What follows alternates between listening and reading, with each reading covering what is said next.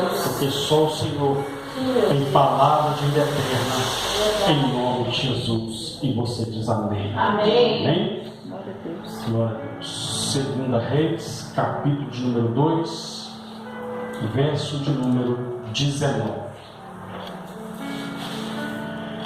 Diz assim: os homens da cidade disseram a Eliseu: eis que é bem situada esta cidade, como vê o meu senhor. Porém, as águas são más e a terra é estéril. E ele disse: trazei-me um prato novo e ponde nele sal. E lhe trouxeram. Então saiu ele ao manancial das águas e deitou sal nele e disse: assim diz o Senhor: tornei saudáveis essas águas, já não procederá daí morte, nem esterilidade. Ficaram, pois, saudáveis aquelas águas até o dia de hoje, segundo a palavra que Eliseu tinha dito. Amém? Pode se assentar no seu lugar e dar uma salva de palmas para Jesus. Escura com glória a Deus, aleluia. Glória a Deus, aleluia. Irmãos, nós lemos aqui o texto do profeta Eliseu, o sucessor do profeta Elias. Eliseu realizou o dobro dos milagres que Elias realizou. Tudo isso porque um dia, antes de Deus levar para si, tomar para si o profeta Elias num redemoinho, a Bíblia diz que antes de tudo isso acontecer, Elias olha para Eliseu e diz: olha, pede-me o que queres. A Bíblia diz que Eliseu, sem cochear, sem gaguejar, sem, enfim, tropeçar, ele disse uma coisa: eu quero a porção dobrada do Espírito que está sobre a sua vida. Ou seja, se você foi usado por Deus, se Deus realizou grandes maravilhas através da sua vida, eu quero o dobro, porque eu sei que Deus vai além. Esse foi o pedido de Eliseu. Mas a Bíblia diz que Elias olha para ele e diz: olha, dura coisa pedistes. Mas como pedistes? Quando você me vê sendo assunto aos céus, assim se fará. Mas se você não vê, não se fará. Mas a Bíblia diz que isso aconteceu, porque o pedido de Eliseu foi capaz de fazer o céu se abrir, e a palavra de Deus se cumpriu, porque Deus encontrou alguém que queria ir além daquilo que os olhos humanos viram. Deus atentou para o pedido de Eliseu, e isso aconteceu. E a Bíblia diz então que quando Elias é assunto aos céus, é levado pelo redemoinho, a Bíblia diz então que a capa de Elias cai, porque o profeta usava uma capa naquela época, era uma espécie de uma capa de autoridade, que demarcava ele, que, enfim, identificava ele como um sacerdote, como um profeta. E a Bíblia diz então que quando ele é levado aos céus, a capa cai, e Eliseu então se abaixa e pega aquela capa. Aí a Bíblia diz então que naquele momento aparecem os filhos dos profetas, olham para Eliseu e veem que o Espírito Santo o Espírito que estava sobre a vida de Elias repousou sobre Eliseu. A Bíblia diz então que eles se prostraram diante do profeta.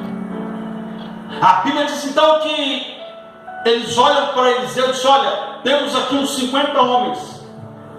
Permita que estes homens saiam pelas campinas a procurar o profeta Elias. Quem sabe o Espírito do Senhor não o arrebatou para uma das montanhas. A Bíblia diz que Eliseu disse: não precisa ir. Por que Eliseu disse isso? Porque ele foi testemunha que Deus levou Elias para o céu. Amém. A Bíblia diz então que eles insistiram. Eliseu então disse: pode ir então, vai. Eles foram, vasculharam toda a terra, caminharam toda a terra, e como caminharam, automaticamente sentiram sede. Foram lá beber água, e a água não era boa. Foram procurar alimento para comer porque deu fome, não tinha alimento, e voltam. Regressam para onde estava Eliseu. E a Bíblia diz então que eles olham para Eliseu e dizem: olha, não encontramos ele. A palavra de Eliseu foi só uma: eu disse para vocês não ir. Já viu aquela pessoa que Deus fala: não faz, ele vai e faz? Aquela pessoa que Deus está alertando ela do perigo, mas ela decide em fazer o contrário à palavra, à vontade de Deus, e quebra a cara. Eles mesmos reconheceram: opa, o Espírito do Senhor está sobre Eliseu. Aí Eliseu libera uma palavra para que eles não fossem, eles não insistiram, foram. Ou seja, duvidaram da autoridade de Eliseu. E muitas vezes é assim. Quando nós dissemos não para a palavra de Deus, não para uma orientação que vem da parte de Deus, nós sempre vamos dar, como dispõe, como os burros na água, vamos quebrar a cara. A Bíblia diz então que eles voltam, e no decorrer do texto nós vemos que Eliseu realiza ali o segundo milagre. Foi o segundo milagre que Eliseu realizou. Porque o primeiro, quando Elias foi assunto aos céus, que ele pega a capa, a Bíblia diz que ele toca no rio Jordão com a capa, e a Bíblia diz que as águas se dividem, como aconteceu no Mar Vermelho com Moisés. Ele tocou com a capa e o rio se dividiu, ele passou em terra seca, atravessou do outro lado. Aí vem esse segundo milagre, aonde Deus mudou a história daquela terra. Deus fez algo sobrenatural naquele lugar. Mais um milagre, porque milagre é algo sobrenatural, é algo que não se explica, mas é algo que se crê se toma posse. Se você crê em milagre, meu irmão, você está no lugar certo. Se você crê em milagre, você está no lugar certo. Agora vai depender da sua atitude, porque não adianta estar no lugar certo e com a atitude errada, com o pensamento errado. Essa é a casa de Deus. Deus está no nosso meio, mas se eu não creio, e se a minha atitude for outra, é a mesma coisa que perder tempo. Vir na casa de Deus e não crer é perder tempo. Porque aqui está um Deus que Ele mesmo disse que se você buscar Ele, Ele vai te presentear. Se você buscar Ele, algo dele você vai levar para a sua casa hoje, em nome de Jesus. Tem alguém que crê? Se você crê, então aplauda esse Deus poderoso.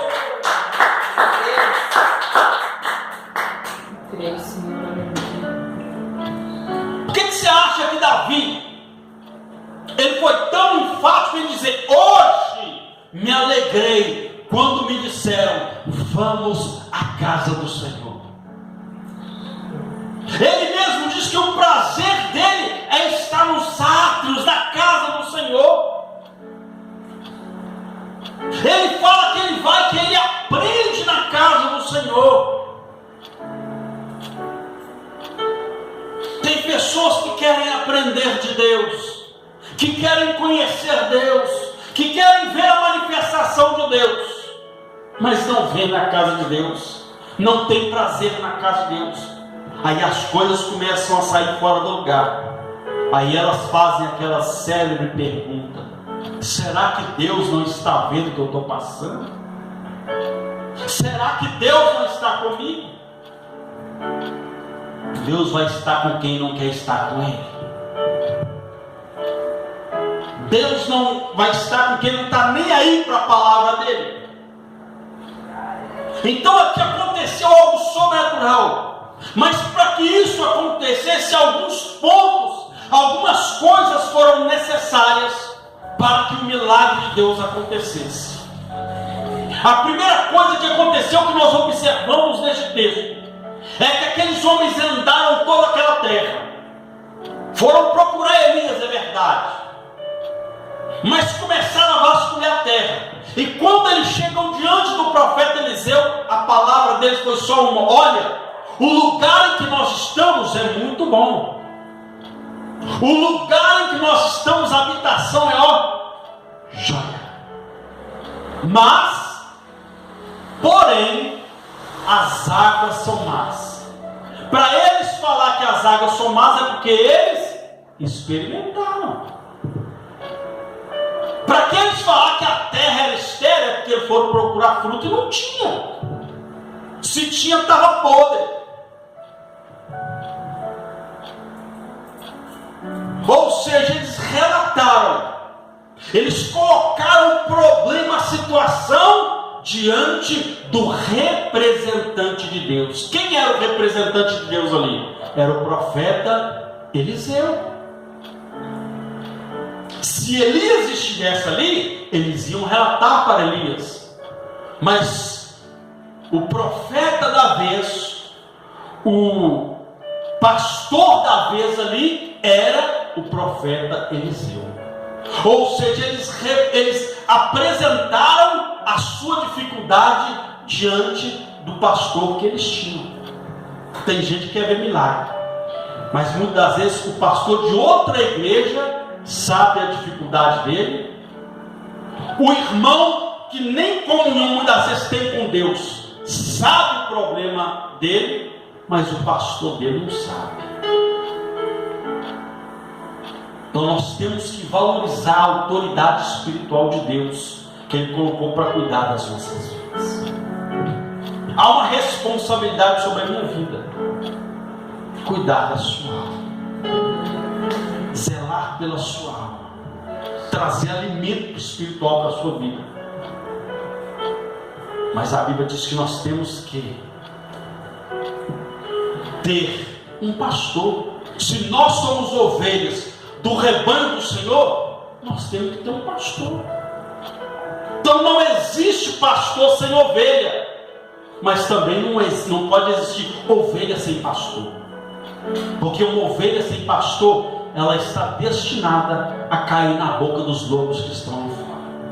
Deus, é falso. Está destinada. Por quê? Porque não tem pastor. Qualquer um para ela serve. Qualquer um que chega diante dela, ela desabafa, ela coloca a dificuldade, é o problema dela.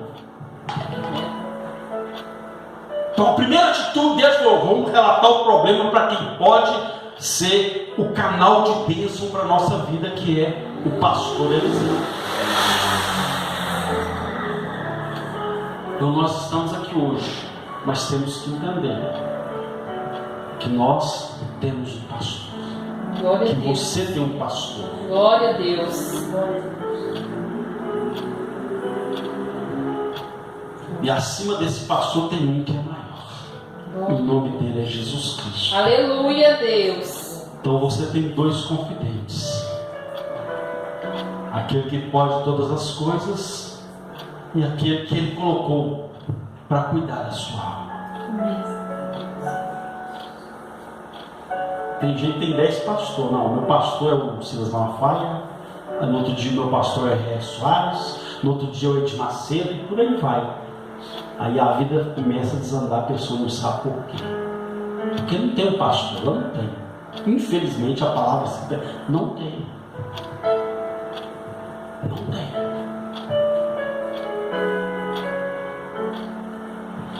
Como é que vai tratar da ovelha se a ovelha quer ficar desgarrada? Como é que a ovelha vai ficar saudável se quando ela começa a caminhar, ela trilha outros caminhos? Então a Bíblia diz que eles relataram para Eliseu, para o pastor deles, para a autoridade, para o representante de Deus ali. Segundo, a Bíblia diz então que eles relatam, e Eliseu então fala: pois olha, trazei-me uma salva nova. O que Eliseu falou? Trazei-me uma salva nova. Ou seja, Eliseu deu uma direção para eles. Sabe o que eles fizeram? Decidiram colocar-se à disposição para que o milagre acontecesse. Ou seja, Eliseu já tinha feito a parte dele. Eliseu deu uma direção de Deus para eles. Como aqui você recebe uma direção de Deus para a sua vida. Mas para que o milagre aconteça, você tem que fazer a sua parte. Você tem que crer. Você tem que orar. Você tem que tomar uma atitude de fé. Aqueles homens então ouviram a voz do seu pastor e foram lá. Não questionaram a autoridade de Eliseu, simplesmente foram lá e trouxeram. A gente não vê ninguém falando: para que ele quer? Peraí, a gente falou com ele que a água é má, que a terra é estéril e manda a gente buscar um prato. Eles não questionaram. Então tem pessoa que quer ver o milagre, quer ver Deus operar no nosso meio, mas está sempre questionando aquilo que está sendo feito. Está sempre murmurando por alguma coisa. Quer ver o milagre? Não vai ver. Eles simplesmente foram lá e trouxeram. Eles falaram: olha, traz, mas não traz mais não, coloca sal dentro. Coloca sal dentro. Trouxeram a sal nova, uma tigela nova, cheia de sal, e trouxeram. Ou seja, se colocaram à disposição. E trouxeram ela, e aí? Agora coloca sal dentro dela. Sal coloca sal dentro dela. Alguém poderia pensar: peraí, sal dentro de um prato? Ninguém questionou. Eles simplesmente obedeceram. O sal na Bíblia simboliza a presença do Espírito Santo. Porque uma das características do sal é dar sabor. É o que dá o quê? Sabor. Sabor. Quem dá sabor na vida do crente é o Espírito Santo. Aleluia. Tem muito crente sem sal, tem muito crente salgado, porque falta a presença do Espírito Santo. Então é preciso ter o Espírito Santo. É preciso ter intimidade com o Espírito Santo. É preciso ter comunhão com o Espírito Santo. A pessoa quer ver, meu irmão, milagre, mas não quer comunhão com o Espírito Santo. A primeira coisa que eles identificaram: olha, o Espírito Santo está sobre a vida do profeta Eliseu. Então tudo ali foi ação do Espírito Santo. Não foi a ação do homem, meu irmão. Eu não posso fazer nada, mas o Espírito de Deus que está neste lugar, que está na minha, na sua vida, Ele pode mudar a sua história e fazer um milagre acontecer.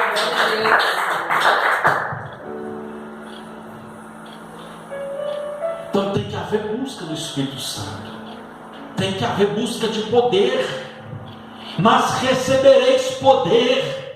Poder quer dizer autorização para algo. Então o Espírito Santo é a autorização de Deus para o milagre acontecer na minha e na sua vida. É o selo do Espírito Santo. Por isso que a Bíblia diz que Ele é o Espírito da promessa. A Bíblia fala que nós somos selados com o Espírito da promessa. Tem promessa de milagre para mim e para a sua vida. Tem promessa de cura. Tem promessa de libertação. Tem promessa de bênção de Deus. Mas isso só é capaz quando o Espírito Santo se apodera da minha e da sua vida. Quando nós deixamos Ele se apoderar. Quando nós colocamos a nossa vida diante do Espírito de Deus. Que nas suas orações você peça ao Espírito Santo para tomar a sua vida, para te encher de poder e graça.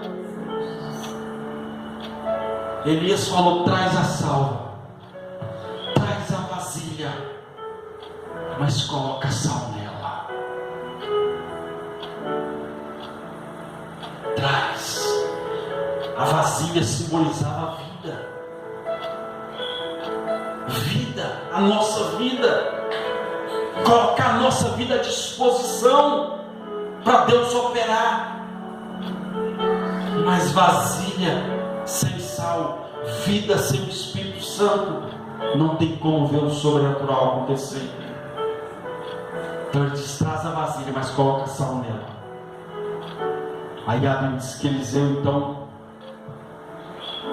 pega aqueles utensílios, vai até a beira das águas. Nós temos um texto aqui com vocês. Então saiu ele ao manancial das águas e deitou sal nele e disse: assim diz o Senhor. Quem foi que falou?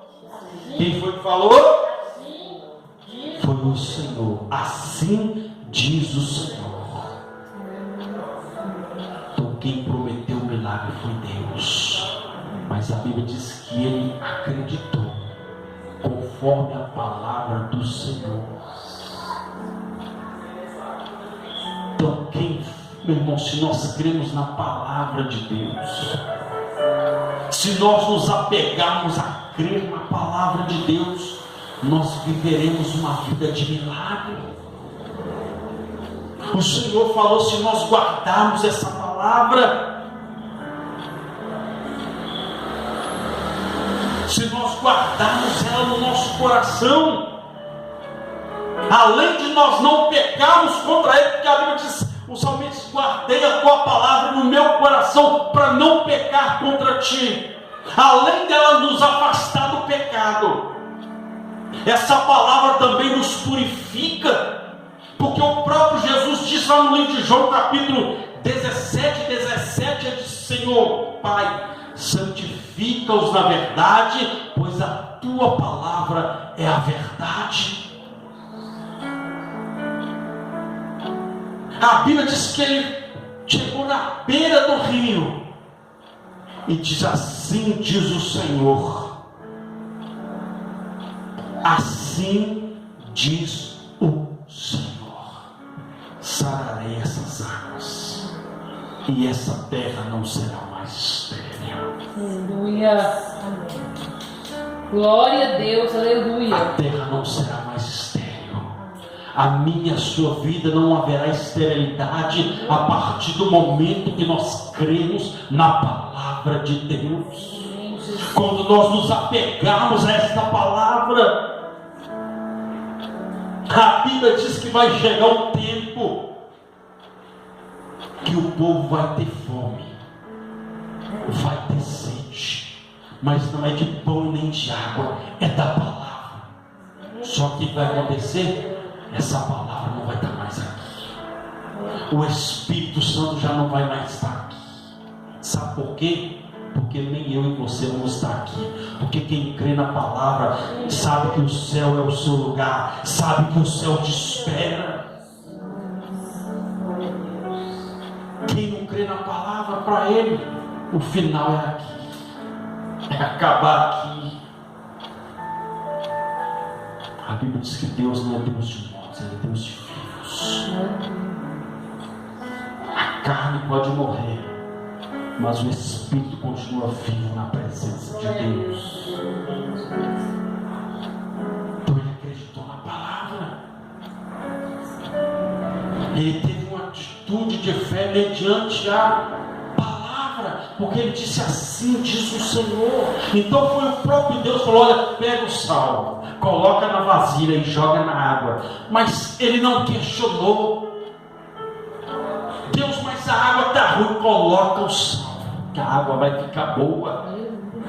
Quando você crê na palavra, meu irmão, a Bíblia diz que Moisés, ele acreditou tanto na palavra de Deus, que Deus falou com ele quando ele chegou diante de um lugar chamado Mara, porque a Bíblia diz que as águas lá eram amargas.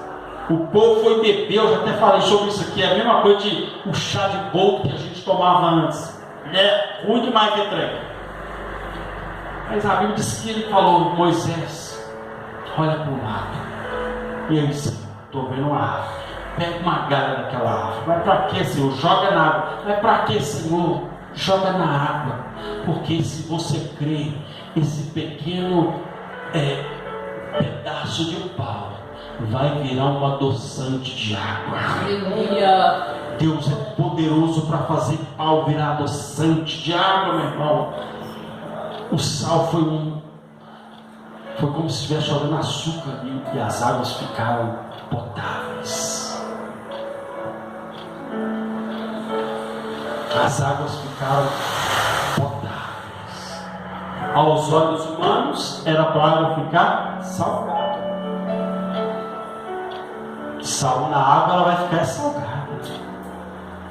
Mas e quando o poder de Deus entra em ação? Aleluia, Deus.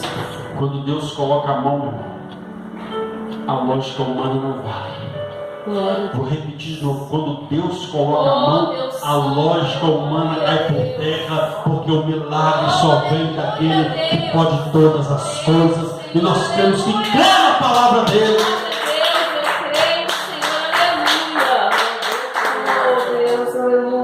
Nós temos que acreditar nessa palavra. Pastor, mas não, é como diz a palavra. Pastor, mas é porque o senhor não conhece fulano, mas é como diz a palavra. Pastor, mas o coração de fulano é duro, mas a palavra diz que Deus arranca esse coração de pedra e coloca um coração de carne. Aleluia, Deus. Mas eu não entendo uma coisa: a Bíblia diz claramente, nos mostra claramente que o coração do homem está na mão de Deus. A Bíblia diz que o próprio Deus endureceu o coração de Faraó. Se Deus endureceu o coração dele, por que Deus não pode endurecer o coração do coração dele? Ele é Deus, meu irmão. Ele é Deus. É a palavra dele quem diz. Ele é poderoso. Ele é o quê? Poderoso. Ele é o quê? Para quê? Para fazer infinitamente mais daquilo que pedimos, pensamos ou imaginamos, segundo o seu poder, que em nós, em você, opera para a glória de Deus nessa terra. Mas tudo isso é pela palavra. Amém? Coloque-se de pé.